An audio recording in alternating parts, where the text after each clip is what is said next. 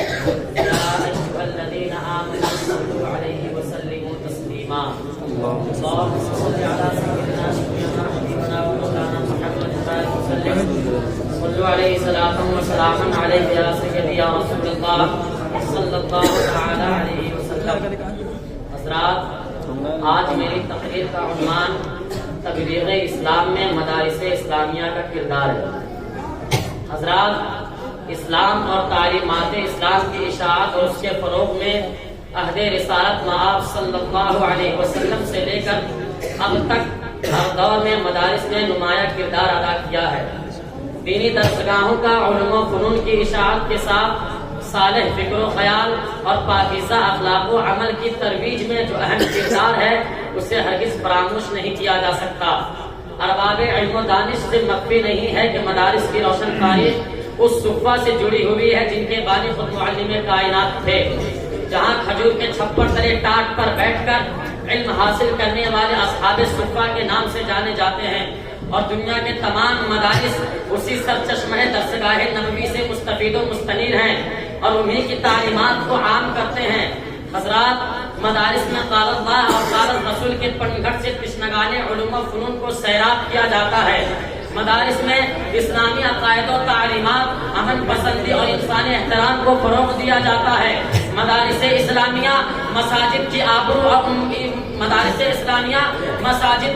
اور اسلامی معاشرے کی زینت ہیں. دیار خیر میں اسلامی امانت و دیانت اور صداقت و حقانیت کے امین اور علمبردار ہیں. مدارس اسلامیہ مسلمانوں کے دین و ایمان اور تحفظ میں ریڑھ کی ہڈی ہیں. مدارس نے ایسے پاک مست افراد کار پیدا کیے جنہوں نے محاسبہ نفس، حسن اخلاق، پختگی کردار و عمل، اخلاق و تقوی، جذبہ خدمت دین اور شوق اشاعت علم جیسے اوصاف سے متصف ہو کر معاشرہ اور سوسائٹی میں قرآنی اور اسلامی تعلیمات کو عام کیا. لوگوں کو مغربی تہذیب اور اس کی دل فریب رعنائیوں سے ہٹا کر خدائی تعلیمات و احکام سے روشناس کرایا. باطل ادیان و مذاہب کی جانب سے لگائے جانے والے الزامات و اعتراضات کا گندا شکن جواب دے کر تبلیغ اسلام اور امت مسلمہ کی حفاظت و صیانت کا فریضہ انجام دیا. حضرات، ایک وقت ایسا تھا جب اسلامی شہروں میں معتزلہ و خوارج جیسے باطل فرقے اپنا سکہ جمائے ہوئے تھے. وہ اپنے پاس ظاہری زہد و تقوی، علم و مکالمہ، تحریر و قلم کی دلاویزی، علوم ادبیہ میں مہارت و امامت، حکومت کے عہدوں پر تسلط، مالداروں اور حاکموں کے یہاں اثر و رسوخ جیسے ناقابل تسخیر سمجھے جانے والے آلات و وسائل سے لیس تھے. ان کے علمی کمالات و محاسن کی وجہ سے ہر جانب ان کا غلغلہ تھا. یہ تصور بھی نہیں کیا جا سکتا تھا کہ یہ باطل فرقے کسی وقت ناپید ہو جائیں گے. لیکن مدارس سے فارغ التحصیل اور مائع اہل سنت ان کے ناپاک عزائم اور اپنی منصبی ذمہ داریوں سے غافل نہ تھے. انہوں نے اپنی جہد مسلسل اور سعی پیہم کے ذریعہ حالات کا رخ بدل دیا. التزامی تفسیروں کے مقابل تفسیریں، کلام کے مقابل کلام، حدیث و فقہ کے مقابل حدیث و فقہ، اسی طرح تاریخ و بلاغت وغیرہ فنون کے مقابل ہر فن میں خود کتابیں لکھی اور اہل باطل کی تلبیسوں اور گمراہیوں کا پردہ چاک کیا.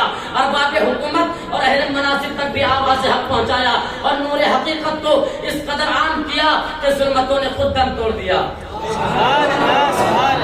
حضرات، اسی کے ساتھ مدارس سے فارغ ہونے والے انہی علماء اہل حق نے ہر دور میں یہودیت و نصرانیت کی جانب سے ہونے والے حملوں کا مقابلہ کیا اور اسلامی صداقت و حقانیت کا جلوہ ہر دور میں جہاں تاب کیا.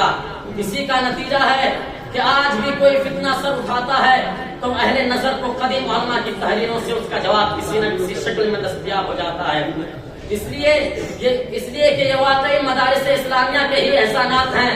اس لیے یہ کہنا بجا ہوگا کہ مدارس نے امت مسلمہ کو دین کی بنیادوں سے مربوط رکھا. مدارس نے اسلام کی تبلیغ، قرآن و سنت کی تعلیم اور دینی علوم و فنون کی اشاعت میں کلیدی کردار ادا کیا ہے. مدارس نے لاکھوں نادار اور غریب طلبہ کو دینی تعلیمات سے بہرہ مند کر کے معاشرہ کی فلاح و بہبود کا سامان فراہم کیا. مدارس نے دینی تعلیم اور مذہبی تعلیم کے لیے ایسے افراد پیدا کیے، صالح نیک اور صالح افراد پیدا کیے، اور نہ جانے کتنے حفاظ و علماء، فضلاء و قراء دعاة و مبلغین محسنین و ائمہ قضات اور مفتیان کرام امت کو فراہم کیے. مدارس نے اسلام کے خاندانی نظام اور اس کے تہذیب و تمدن کی حفاظت کی. مدارس نے مادہ پرستی اور خود غرضی کے اس دور میں بھی قناعت اور اثار و قربانی کا جذبہ مسلمانوں میں پیدا کیا.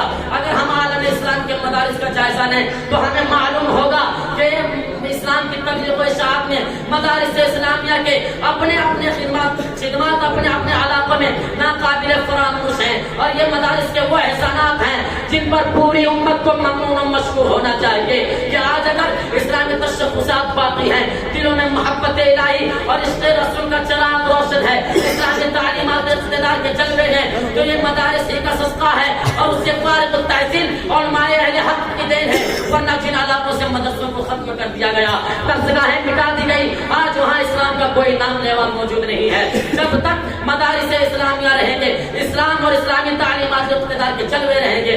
لہذا پوری امت پر ضروری ہے کہ وہ مدارس اسلامیہ کی اہمیت و حفاظت کو سمجھے اور مدارس کو اپنے لیے نعمت الہی سمجھے اور اس کے تحفظ و بقا کے لیے ہمیشہ کوشاں رہے. اللہ تبارک و تعالی ہم سبوں کو اس کی توفیق عطا فرمائے. استغفر اللہ ربی من کل ذنب واتوب الیہ. السلام علیکم ورحمۃ اللہ.